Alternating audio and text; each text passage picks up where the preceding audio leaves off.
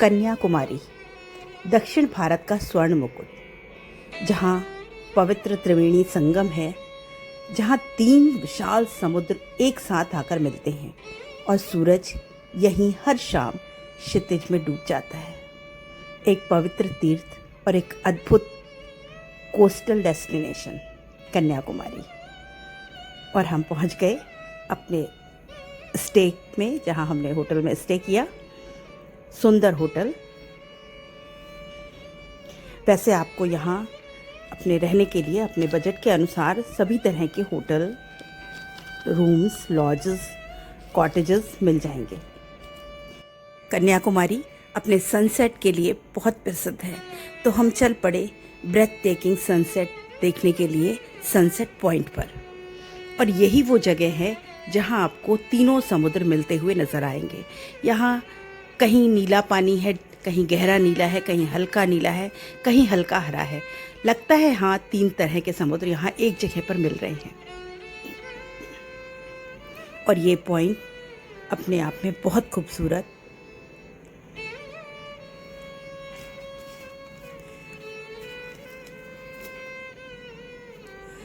Trivandrum airport से करीब 80 kilometre दूर है कन्याकुमारी। यहाँ से आपको बस और ट्रेन सब कुछ अवेलेबल है। कन्याकुमारी का सूर्योदय और सूर्यास्त दोनों ही अद्भुत है। इस नज़ारे को देखने के लिए लोग दूर दूर से आते हैं। ये वो जगह है जहाँ पर धरती और आसमान मिल जाते हैं। फोटोग्राफर्स के लिए ये जगह बहुत ही पसंदीदा जगह है।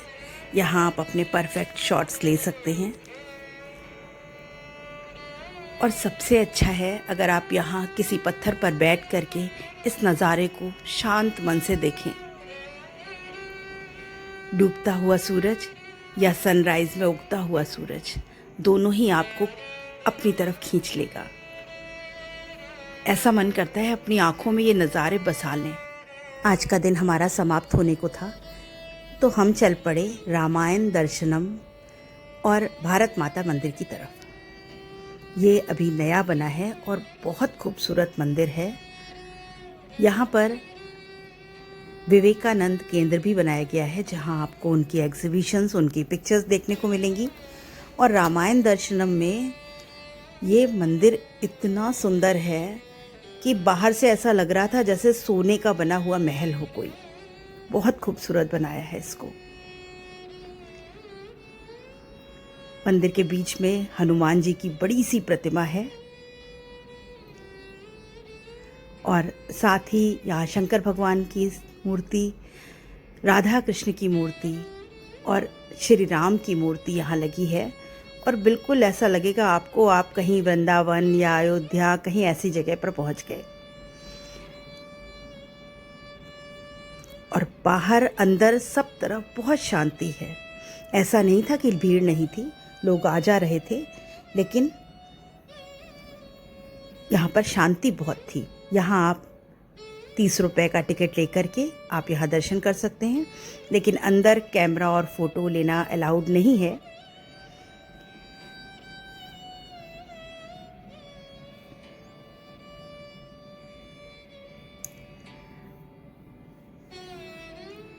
मंदिर के बाहर ही इतना खूबसूरत शिल्प कला का नमूने मौजूद हैं कि आप उसमें ही मगन हो जाएंगे।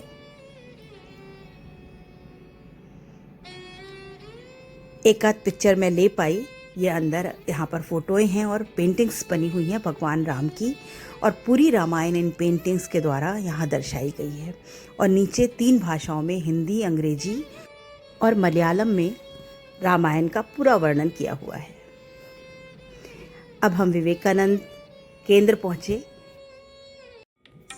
वहाँ की उनकी पिक्चर गैलरी देखने के बाद डिनर करके हम वापस रेस्ट करने के लिए होटल पहुँच गए। अब नेक्स्ट डे हम कन्याकुमारी के उस पॉइंट पर पहुँचे जो कि यहाँ प्रसिद्ध है, कन्याकुमारी रॉक, विवेकानंद मेमोरियल और तिरुवल्लुवार की स्टैचू। यहाँ बहुत लंबी लाइन लगी हुई थी और यहाँ पर टिकट था ₹75 का, जो कि फेरी का टिकट था। वो दोनों तरफ का है, आने और जाने का टिकट। फेरी एक जाती है और एक आती है।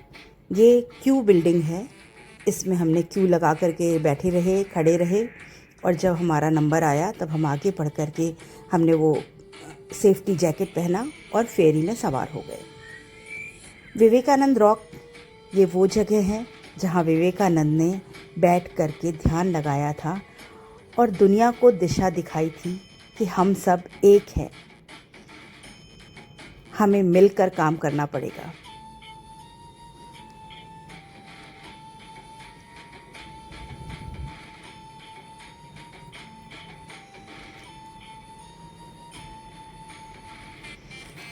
काफ़ी बड़ी फेरी है यहाँ, जिसमें एक साथ मुझे लगता है 200 लोग करीब बैठ जाते हैं।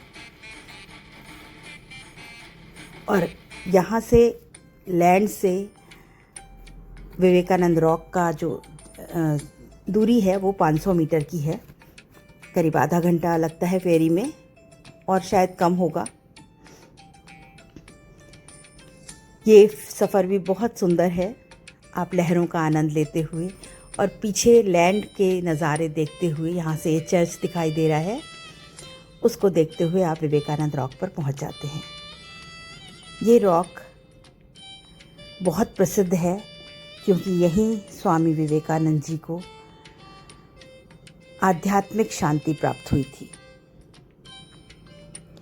समुद्र के बीचों बीच में ये स्मारक है।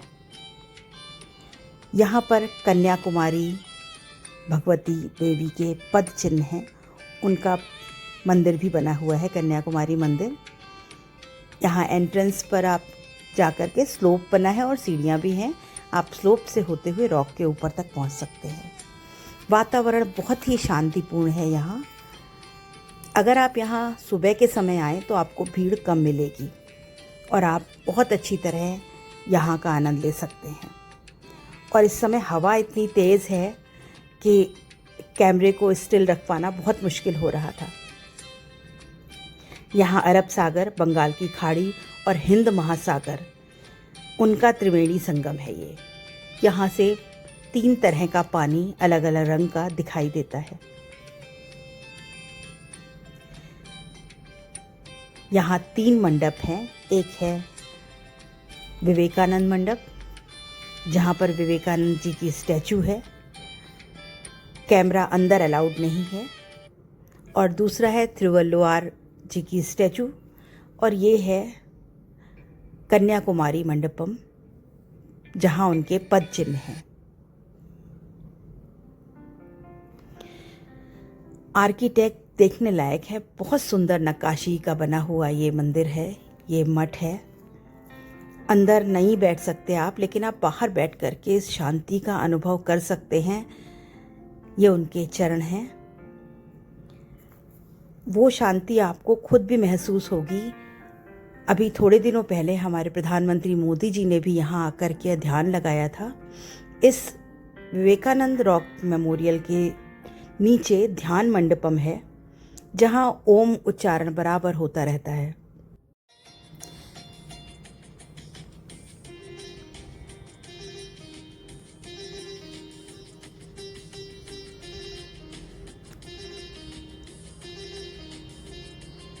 ये विवेकानंद जी की स्टैचू है, जिसे हमने बाहर के दरवाजे से फ़ोटो ली है। और ये है तमिल कवि तिरुवल्लुवार की प्रशाल प्रतिमा। एक उनकी महान स्टैचू और एक ब्रिज बन रहा है, जो कि उनकी महान कृतियों को समर्पित है। अभी पूरा नहीं हुआ। यहाँ पर ये सनडायल बना हुआ है, और ऊपर से नीचे का नज़ारा भी बहुत खूबसूरत है।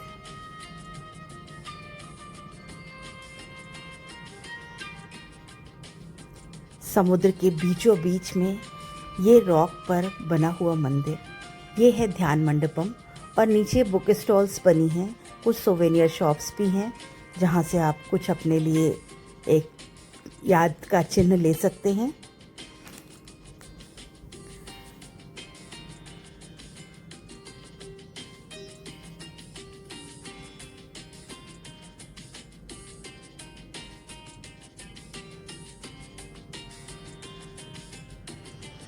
ये जब पूरा हो जाएगा तो और भी खूबसूरत हो जाएगा।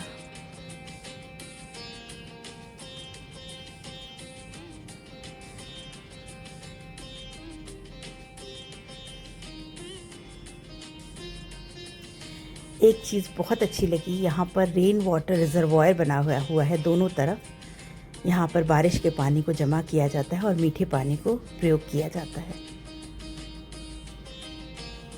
अगर आप केरल आ रहे हैं तो कन्याकुमारी मिस ना करें। पास में ही, मंदिर के बिल्कुल पास में यहाँ मंदिर है देवी का, कन्याकुमारी अम्मन टेम्पल। यहाँ पर देवी भगवती को शक्ति की देवी माना जाता है और ये बहुत ही महत्वपूर्ण मंदिर है। यहाँ दर्शन अवश्य करना चाहिए। मंदिर का आर्किटेक्चर भी बहुत खूबसूरत है। माँ भगवती की मूर्ति भी बहुत ही आकर्षक है। मंदिर में जाकर आपको बहुत आनंद आएगा।